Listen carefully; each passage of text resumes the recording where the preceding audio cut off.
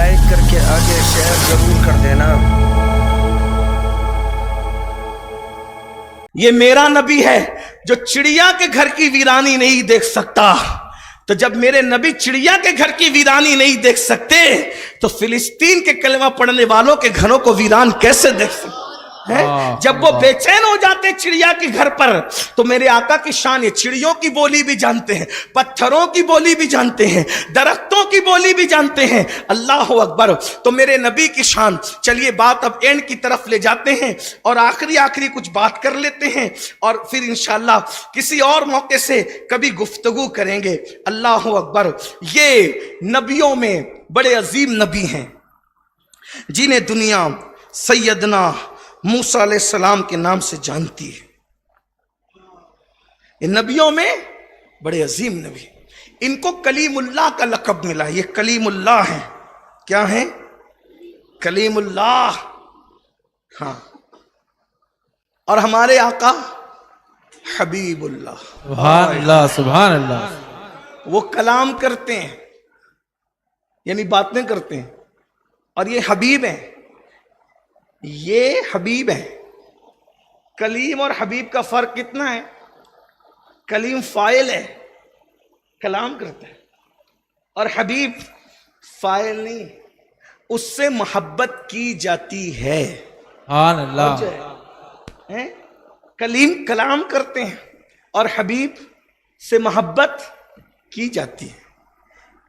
کیا فرق ہے دونوں میں؟ دونوں کی باتوں میں بھی فرق ہے۔ جب حضرت کلیم کی قوم نے شکایت کی، پیچھے فرعون کا لشکر آ رہا ہے، کیا ہوگا؟ توجہ۔ تو کلیم بول پڑے کہ میرے ساتھ اللہ ہے، میرے ساتھ اللہ ہے، میرے ساتھ اللہ ہے۔ پہلے میں انا، میرے ساتھ اللہ ہے۔ لیکن یہی شکایت جب حبیب سے کی یار غار نے، حضور دشمن تو غار کے منہ تک آ گیا، حضور نے پہلے اپنا نام نہیں لیا، کیا کہا؟ لا تحزن، غم نہ کر، ان اللہ معنا، اللہ ہمارے ساتھ۔ سبحان اللہ سبحان اللہ۔ کلیم وہ ہے جو خود کا ذکر پہلے کرتے ہیں، اور حبیب وہ ہے یار کا ذکر پہلے کرتے ہیں۔ سبحان اللہ۔ پھر اس کے بعد ہائے ہائے ہائے،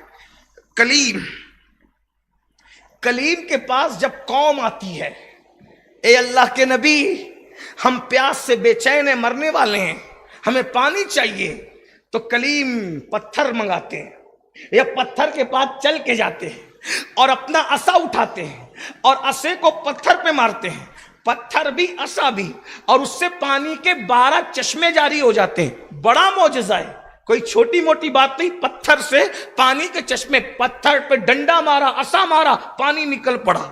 لیکن میرے محبوب کے پاس بھی غلام آتے ہیں، حضور ہم پیاسے ہیں۔ کلیم کے پاس گئے، ڈنڈا پتھر پانی۔ حبیب کے پاس آئے، حضور ہم پیاسے ہیں، نہ ڈنڈا نہ پتھر، انگلیوں سے پانی کے چشمے جاری ہیں۔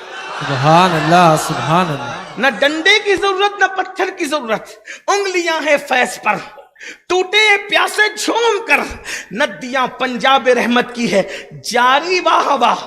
جب اللہ کلیم کو بلاتا ہے تو جلدی جلدی آتے ہیں، جلدی جلدی آتے ہیں، اور جب جلدی جلدی آتے ہیں تو اللہ ان سے فرماتا ہے کلیم اتنی جلدی کیوں آ رہے ہو؟ جلدی جلدی آنے کی وجہ کیا ہے؟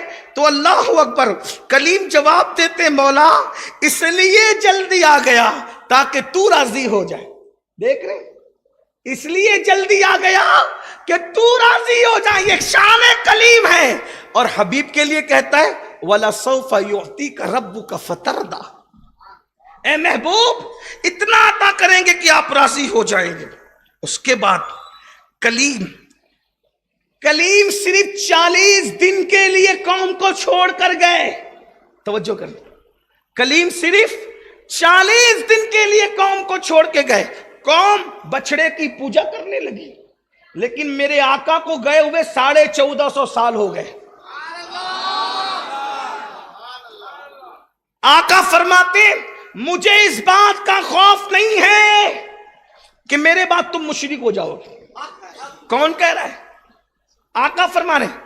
آقا فرماتے ہیں مجھے اس کا خوف نہیں ہے کہ تم میرے بعد مشرک ہو جاؤ گے.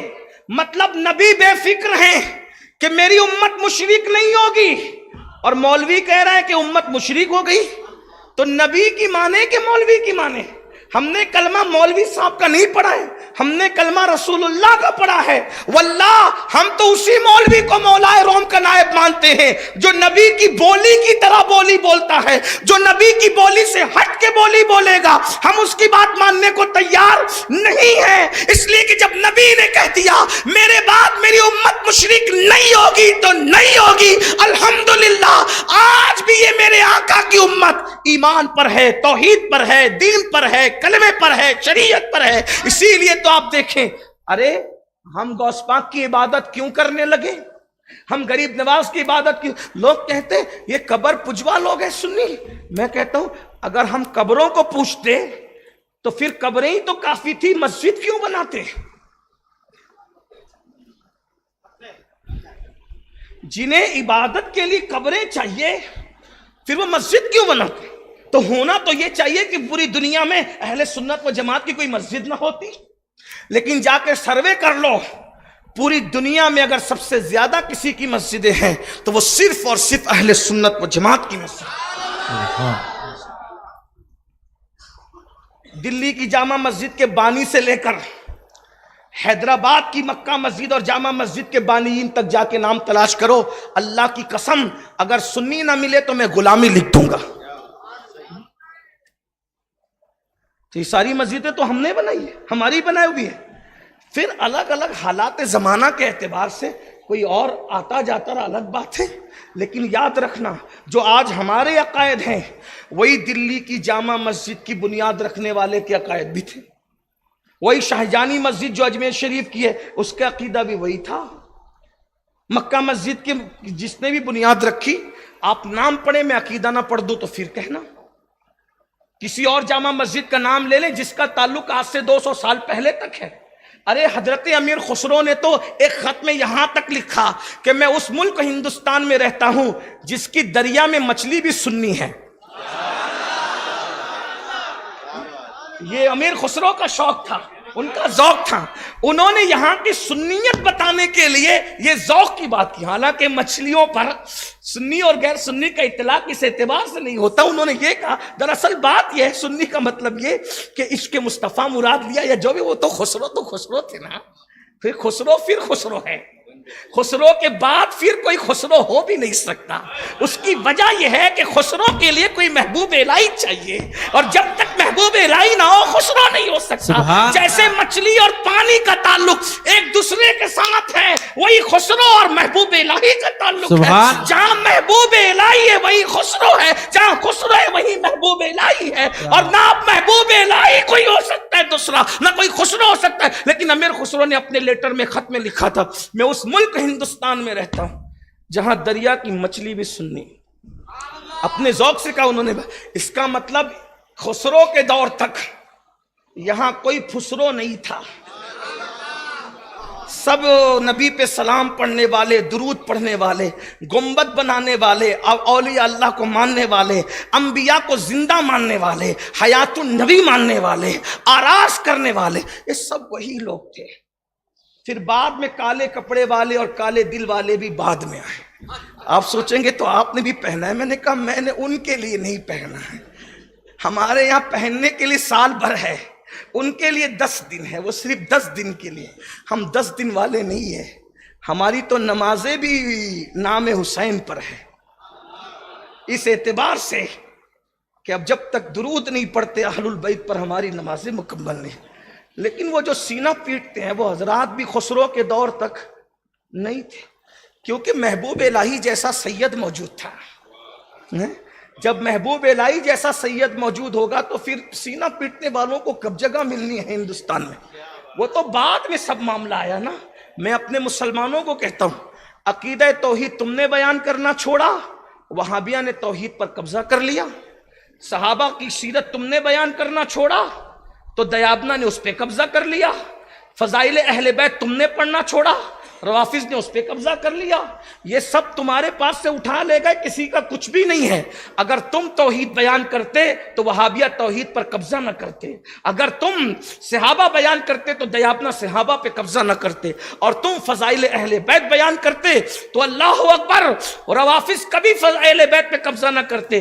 तुम तो यही करते रहे, मेरे अब्बा, मेरे दादा, मेरा पीर और तेरा पीर, यही करते रहे। भाइयों, गैर जरूरी लोगों का जिक्र छोड़ करके वो जिक्र करो जो जरूरी है, वरना बचा कुचा वो भी किसी और के कब्जे में चला जाएगा। इसलिए मेरी गुजारिश है, हमारे बाप दादा इतने कीमती नहीं है जितना रसूलुल्लाह का जिक्र कीमती, जितना सहाबा का जिक्र कीमती है, जितना अहलुल बैत का जिक्र कीमती है, जितना तौहीद और रिसालत बयान करना कीमती है। इसलिए खुदा के लिए ये भूले हुए असबाब को याद कर लो। बात खत्म करते हुए अब मैं अपनी गुफ्तगू को एंड तक पहुंचा दूं तो मेरे आका सल्लल्लाहु अलैहि वसल्लम के दीवानों, हजरत सैयदना मूसा अलैहिस्सलाम अल्लाह से अर्ज करते हैं, क्या कहते हैं अल्लाह से कहते हैं, मौला रब्बिश्रह ली सदरी,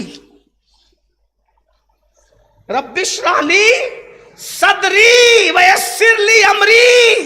ए अल्लाह, मेरी जबान की गिरा को खोल दे।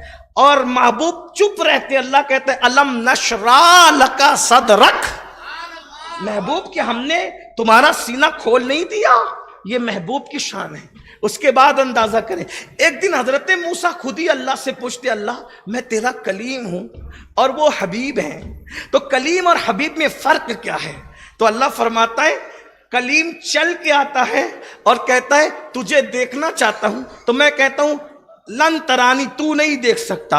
और हबीब मेरा वो है जो चादर ओढ़ के सोया रहता है और जिब्रील को भेज के कहता हूं जा कदम चूम के उठा और मेरे पास लेकर आ और कहना कि खुदा तेरा मुश्ताक है। कहां लन तरानी, कहां लन तरानी, और कहां जिब्रील को भेज करके कदम चूमने का। अंदाजा तो करें, जिसके तलवे पर जिब्रील अमीन के लम्हाए अक़दस हों वो महबूब कैसा होगा। बस इतना ही कह के बात पूरी करता हूं।